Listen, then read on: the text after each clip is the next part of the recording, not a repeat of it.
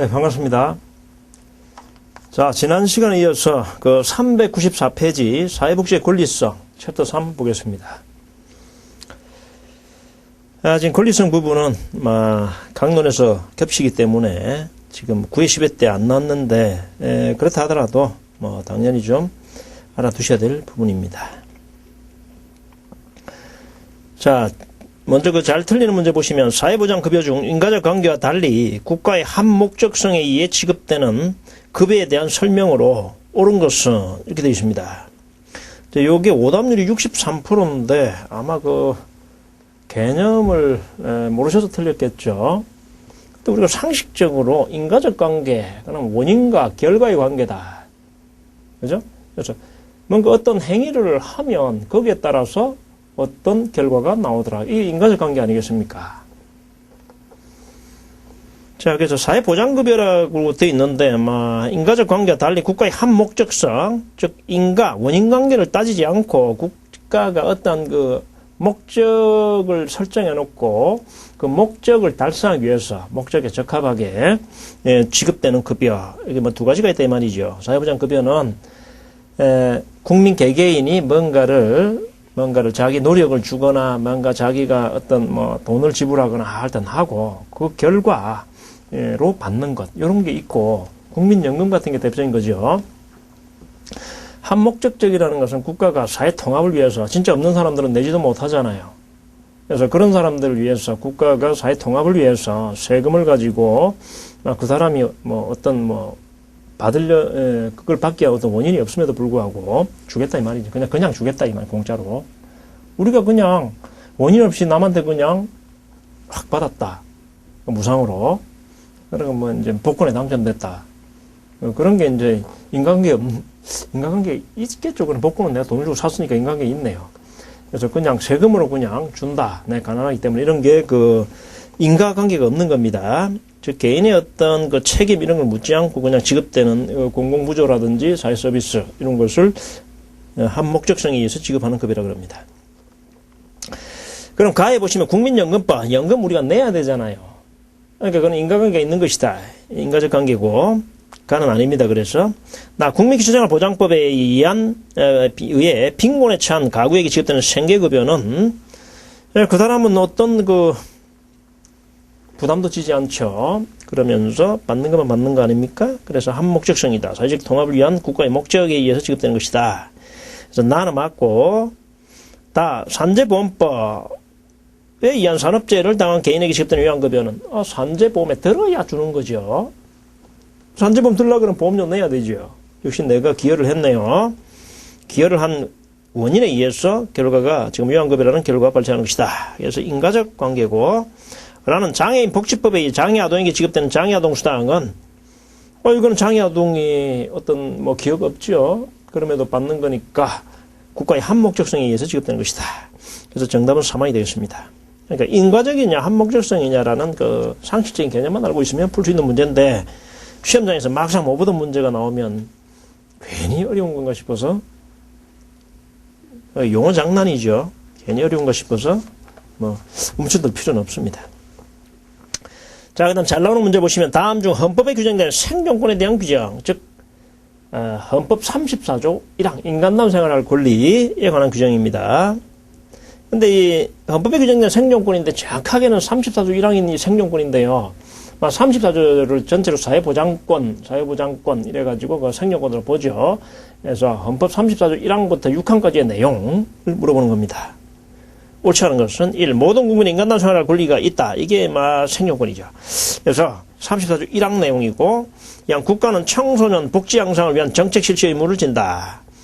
그래서 우리가 노인과 청소년, 여자 직접 명문 규정 두고 있는데 현재 2항의 그 복지 향상 정책 실시 의무는 노인과 청소년에 대한 규정입니다.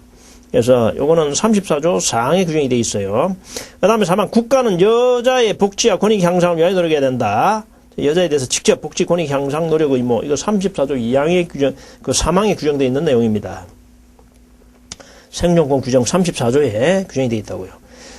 34조를 물어보는 겁니다. 내용을. 국가는 신체적 자유, 정신적 자유, 이 자유권이죠. 얘는 생존권이 아니죠. 그래서 바로 4항이 되겠습니다. 왕 국가는 사회보장, 사회복지 증진에 노력할 의무를 진다. 34조 2항 내용이에요. 사회보장, 사회복지 증진 노력 의무. 이거 말고 우리가 앞 시간에 34조 5항을 했습니다. 신체장애자나 노령질병 등 생활능력이 없는 사람은 법률이 정하는 바에 따라서 국가의 보호를 받는다. 그래서 법률 유보로 돼 있다. 그래서 신체장애자하고 예컨대 질병, 노령 등 그 생활능력 없는 자는 법률 유보가 돼 있어서 상대적으로 보호가 덜하다. 자, 그래서 정답은 상이 되겠습니다. 이거는 자유권이니까. 그 다음에 오른쪽 1번 보면 행정부처가 이의신청과 재심사 청구를 두는 이유가 아닌 것은 권리구제라 그러죠. 권리구제. 국민의 권리구제. 그래서 내가 행정청이 내가 국민연금을 받을 수권이 있는데 업무 처리를 잘못해서 안 준다라든지 자격이 있는데 자격이 없다라고 한다라든지 그걸 못 받잖아요. 그래서 거기에 대해서 불만이 있을 때 이의신청을 하고 이의신청에 대해서 안 받아준다. 그렇게 되면 행정심판을 청구하는 거죠. 그래서 우리는 그건 이제 심사청구, 재심사청구 용어는 이제 다양하게 쓰일 수 있는데 아무튼 이의신청, 그 다음에 또는 심사청구 이런 표현을 씁니다. 안 받아주면 재심사청구 이런 식으로 하죠. 두는 이유가 아닌 것은 이렇게 돼 있는데 우리가 바로 법원으로 가도 됩니다. 법원으로 잘못된 처분이 있을 때 소송으로 바로 제기해도 되는데 굳이 행정 절차를, 행정 심판 절차를 두고 있는 이유는 사법부로 가면 시간이 많이 걸려요. 돈도 많이 깨집니다. 그 다음에 결과도 알 수가 없어요. 내가 거기에 대한 입증 책임을 져야 되기 때문에 입증 책임에 실패하면 내가 주장하는 말이 맞더라도 민법에서는 집니다. 소송에서는 민사소송 이런 데서는 집니다. 얼마나 자기가 다 입증 책임을 지느냐. 그러니까 변호사를 얼마나 잘 사느냐에 따라 다르다 이 말이죠. 자, 근데 행정심판은요. 제척기간에 대해서 굉장히 처리기간이 짧고 돈이 거의 안 듭니다. 그래서 국민을 위해서 행정절차를 두고 있는 겁니다. 행정심판 절차. 그 다음에 행정청에서 잘못해가지고 지금 먼저 행정청에서 고칠 수 있는 기회를 주는 것도 행정심판을 두고 있는 이유입니다. 바로 사법부로 오면 입법사법 행정이 분리되어 있는데 바로 사법부로 가버리면 행정청이 잘못했다 해서 바로 사법부로 가면 상권이 분립되어 있는데 행정청을 약간 사법부보다 아래로 두는 좀 그런 시각이 보이잖아요. 그래서 먼저 행정청 독자적으로 상권이 분립되어 있고 대등하기 때문에 행정청 너희가 스스로 알아서 고쳐라 라는 행정권을 좀 인정해주는 그런 측면도 있습니다. 자, 보겠습니다. 아닌 것은 1. 행정조직의 재량권을 넓히는 것을 목적으로 한다. 이 틀렸습니다. 재량권을 넓히는 게 아닙니다. 재량권이라는 것은 마음대로 이렇게 할 수 있는 여유를 둔다 이 말이. 행정청이 어떤 행정을 담당하면서 마음대로 할 수 있는 그 범위, 자기 마음대로 결정할 수 있는 그 범위를 넓혀준다 이런 뜻인데 그렇지 않습니다. 그런 목적 때문에 이의신청이나 재심사청구를 두는 게 아닙니다. 이건 국민의 권리보호입니다. 권리보호. 자, 이 국민의 권리구제를 통해 생존을 보장한다. 이게 가장 직접적인 목적이 되겠죠. 3. 사법 절차보다 간편한 절차로 문제 해결할 수 있다. 이것도 국민을 위한 것이니까 이 간편한 절차로 돈 안 들고 국민을 위해서 이렇게 간단하게 만들어놨어요.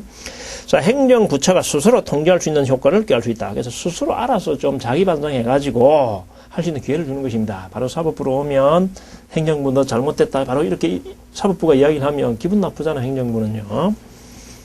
대등한데, 행정부의 전문적 지식을 활용함으로써 사법비용 부담을 감소시킨다. 그래서 2, 3, 4, 5가 대답입니다. 요 행정부처에 심판 청구를 두는 행정심판 절차 두는 이유다. 그죠? 시간과 비용을 절감할 수 있다. 그 다음에 행정부 스스로 잘못된 걸 고칠 수 있는 기회를 준다. 그럼으로써 상권 분립의 기본 취지를 지키겠다라는 것이죠. 자, 그 다음 2번 보겠습니다. 1번 정답은 1항이었고 2번 권리에 관한 설명으로 옳은 것은 1. 인권은 시민권을 가진 자에게만 인정된다.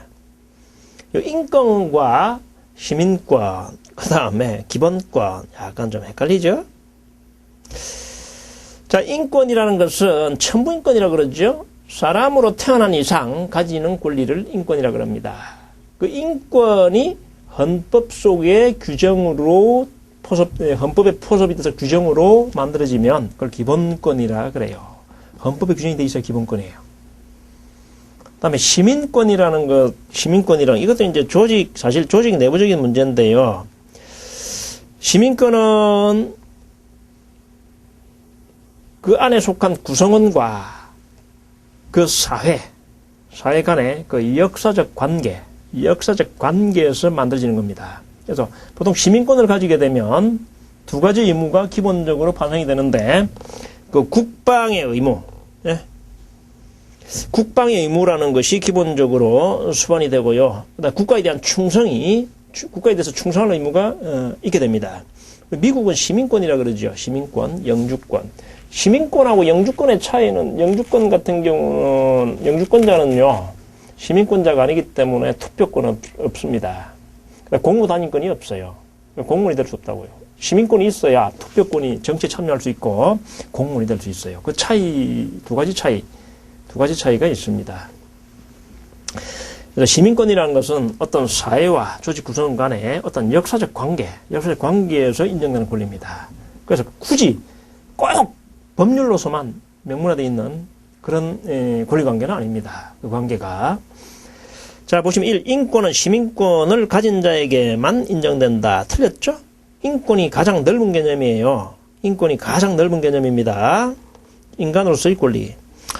이양 시민권은 반드시 법적 권리를 의미하지는 않는다. 이게 맞습니다. 꼭 법률로 규정이 돼서 인정되는 권리는 아닙니다. 역사적 관계에서 출발했다 그랬어요. 그래서 인권 그러면 굉장히 추상적 개념이죠. 요거는 어떤 그 사회 또는 조직과 구성원 간의 어떤 역사적 관계로부터 형성돼서 어떤 제도화된 것을 시민권이라 그러는데, 그 제도화된 시민권으로 그 인권이라는 게 추상화해서 어떤 객관화로 되고, 그다음 시민권이라는 것은 어떤 제도권 속으로 끌어들여져 온 것, 인권이 제도권 속으로 들어온 것이니까, 제도권은 어떤 틀이 있지 않습니까? 근데 그거를 인권을 인정해 줌으로써 좀 더 시민권의 범위를, 이제 한계를 넓힐 수 있는 그런 그 상호 보완적 관계에 있는 겁니다. 그 중에서 그 헌법으로 규정이 되면 기본권이라고 그러고. 자, 그래서 시민권은 반드시 법적 권리를 의미하지는 않습니다. 법적 권리일 수도 있고, 역사적 관계에서 인정되는 사실적 관계일 수도 있습니다. 그래서, 이양 맞습니다. 3. 기본권은 모두 인권이다. 틀렸습니다. 인권 중에서 헌법에 규정됐을 때만 기본권입니다. 인권이 제일 넓은 개념입니다. 시민권이 두 번째, 세 번째가 기본권이다. 이렇게 보시면 되겠습니다. 네 번째, 인권은 시민권과 기본권으로 나눌 수 있다. 틀렸습니다. 인권, 시민권, 기본권은 다른 개념이에요. 기본권은 기본법상 권리다가 아니고 헌법상 권리입니다. 헌법상. 그래서 이양이 정답이 되겠습니다. 그래서 인권과 시민권은 서로 상호작용을 하는 것입니다. 상호작용. 인권이 제도화된 게, 제도권으로 끌어들여진 게 시민권이고, 제도권 속에서 시민권의 범위를 넓혀주는 역할을 하는 게 인권이다. 상호작용하고, 그 다음 인권 중에서 헌법에 규정이 되어 있는 게 기본권이다.